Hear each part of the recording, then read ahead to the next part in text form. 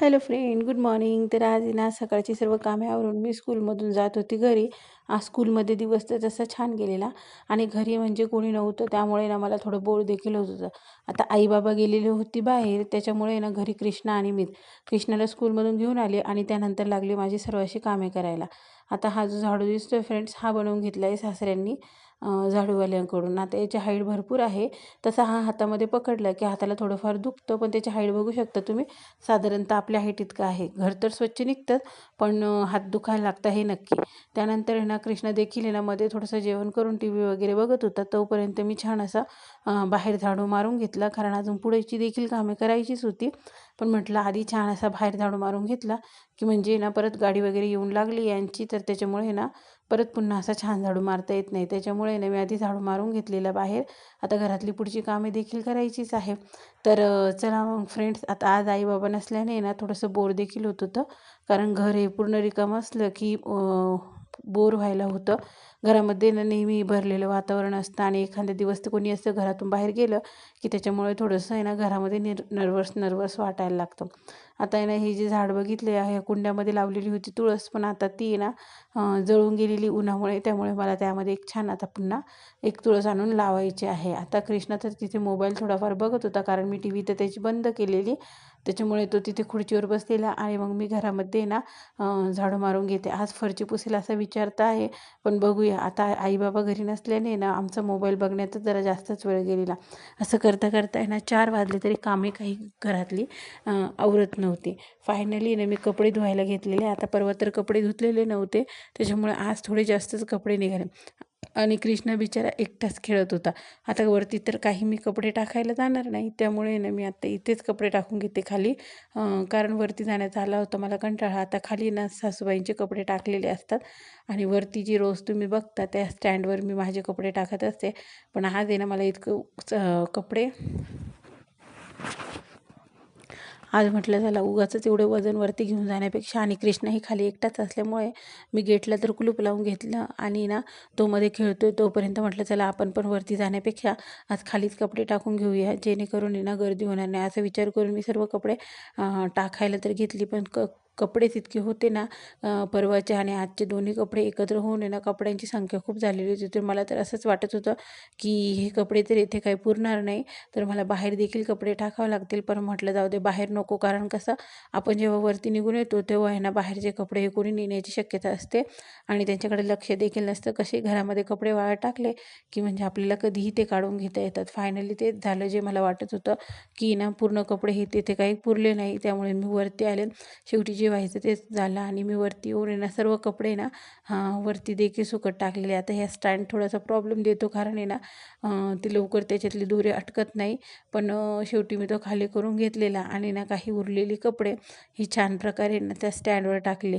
आता वरतं देखील सगळं घर आवरायचं, ते झाडू वगैरे मारून पुसायचं आहे. पण आहे ना आज थोडीशी तब्येत देखील बरी वाटत नाही आणि ऊन वाढत चाललं आहे, त्याच्यामुळे ना थकल्यासारखं देखील होतं आहे आणि उपवास आहे. त्याच्यामुळे म्हटलं चला आज आपण आहे ना वरती साधारण असं काम करून घेऊया आणि मग नंतर आहे ना संध्याकाळी वगैरे वेळ मिळाला आणि थोडंसं फ्रेश देखील वाटलं की आपण फरची पुसून घेऊया.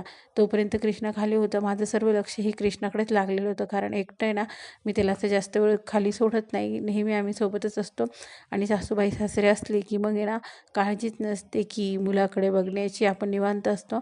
पण आज ते घरी नाही आहे आणि त्याला देखील बोर होतं आहे, त्याच्यामुळे तो माझ्या मागे मागेच फिरत होता. पण त्याचा मोबाईल मी चार्ज करून दिल्यामुळे तो थोडाफार आहे ना आत्ता मोबाईल बघत बसलेला. त्याच्यामुळे मी माझी कामे देखील आहे ना फास्ट करून घेते. आता वरती तर नाही करता येणार, पण मग ॲटलिस्ट खालची भांडी वगैरे मी आवरून घेते. आणि आज उपास देखील होता माझा, तर उपासाला मी काही जास्त असं खाल्लेलं नाही आहे, फक्त आहे ना दहीच आणलेली, कारण मला खिचडी एकट्याने उपास पकडला की असंच होतं बऱ्याच जणींचं. हे हो की नाही फ्रेंड्स, की आपण आहे ना काही स्वतःसाठी बनवून खात नाही आणि मग अशा वेळेस आहे ना दुपारी तर आपली एनर्जी कमी होतेच, कारण आता रोज आपल्याला व्यवस्थित जेवण करण्याची सवय असते. पण चला उपवास म्हटलं की ह्या सर्व गोष्टी आल्याच. तर अशा प्रकारे ना छान मी सगळे कपडे टाकून घेते आणि आज सायंकाळचा काहीतरी बनवण्याचा बेत आहे. कारण आहे ना आईन ते देखील सायंकाळी लगेच परत येणार आहे, त्यामुळे बघूया सायंकाळी काय करायचं. तर असं केलं तर आता मी ठरवलं होतं की सायंकाळी काहीतरी छान असा उपवास सोडवायला आपण बनवूया. पण हे येताना आहे ना म्हणे काय बनवायचं, तर यांनी ना येताना छान अशी पावभाजी घेऊन आलेले. म्हटलं ठीक आहे, चला आता यांनी पार्सल आणलं आहे तर माझं स्वयंपाकाचं तर काम झालेलं होतं आणि त्यांनी स्वतःसाठी आणलेली होती बिर्याणी. आता माझा तर होता उपवास, त्याच्यामुळे मी खाणार होती पावभाजी आणि ते खाणार होते बिर्याणी. तर हे बघा फ्रेंड्स, त्यांनी छान अशी बिर्याणी पार्सल आणलेली होती. ही आहे कृष्णाची फिक्की बिर्याणी. त्यांच्या एका हॉटेलमध्ये ना कृष्णासाठी अशी स्पेशल ते फिक्की बिर्याणी बनवून घेतात आणि नंतर खालचे जे मोठं जार आहे त्याच्यामध्ये ती त्यांची बिर्याणी होती. आता आहे ना हे मी पुन्हा पॅक करून ठेवते, जेणेकरून आहे ना अजून कृष्णा तर काही उठलेला नाही आहे आणि तो उठेपर्यंत ते थंड होतं की काय अशी भीती देखील आहे. तर अशा प्रकारे ना मी माझी सर्व कामे आवरून घेतलेली. फायनली आम्ही सगळं पार्सल वगैरे खाऊन घेतलेलं. आईंसाठी पोळ्या भाजी करून ठेवलेली, कारण ते बिर्याणीही खात नाही आणि पावभाजी खात नाही, त्याच्यामुळे त्यांच्यासाठी वेगळा असा स्वयंपाक बनवून ठेवलेला आहे. बघा फ्रेंड्स, डाळ आणि पोळ्या असं त्यांच्यासाठी बनवून ठेवलेले आणि पावभाजी देखील होतीच आणि बाबा तर वेगळं काहीतरी खाणार, त्याच्यामुळे ना 2 भाज्या अशा मी करून ठेवलेल्या आणि पाव देखील ठेवलेले होते. तर आता फायनली सगळे कामं होऊन गेली. तर आता वेळ होती रात्री झोपायला वरती जाण्याची. त्याच्या आधी ना आईन ते तर काही आलेले नव्हते, तर मी सकाळी थोडंसं आहे ना उपवासासाठी दही आणलेलं होतं आणि दहीच खाल्लेलं. त्यातलं थोडंसं दही मी हे बाजूला काढून ठेवलं, जेणेकरून आहे ना आता मला रोज दही बनवता येणार आहे. कारण आहे ना उन्हाळ्याचे दिवस देखील सुरू झाले आहेत आणि उन्हाळ्याच्या दिवसांमध्ये ना दही खाल्लं तर ते शरीराला थंडावा देतं आणि आपण जेव्हा उन्हातमध्ये जेव्हा चालतो ना तेव्हा देखील खूप गरम होतं. पण जर आपण दही खात राहिलं तर ते गरम थोडंसं कमी वाटायला लागतं. तर अशा प्रकारे ना छान मी आता रोज दही लावणार आहे. तर आज होता दही लावण्याचा फर्स्ट दिवस. त्यानंतर कृष्ण उठून मला खेळण्यासाठी बोलत होता आणि तो देखील मोबाईल बघत होता. तर आत्ता फायनली माझी दिवसभराची सर्व कामे आवरून मी आता थोडीशी निवांत बसणार होते. पण त्याआधी मला एक आठवलं की बॅगमध्ये ना मी एक छानसं चॉकलेट ठेवलेलं आहे. तर म्हटलं चला कृष्णाने आपण आता बसून ते निवांत चॉकलेट खाऊया. त्याआधी ना घराची सर्व लाईटे मी बंद करून घेतली, कारण आहे ना घरात कोणी नसलं की मी सर्व लाईटी चालू ठेवते, कारण मला दोघांना असले की घरामध्ये मला एकांत वाटतो, त्याच्यामुळे ना मी सर्व लाईटी ह्या चालू करून ठेवलेल्या होत्या. तर आता झोपण्याला जाण्याच्या आधी या सर्व लाईटी मी बंद करते आणि छान असं लॉक लावून आम्ही वरती जाणार आहे.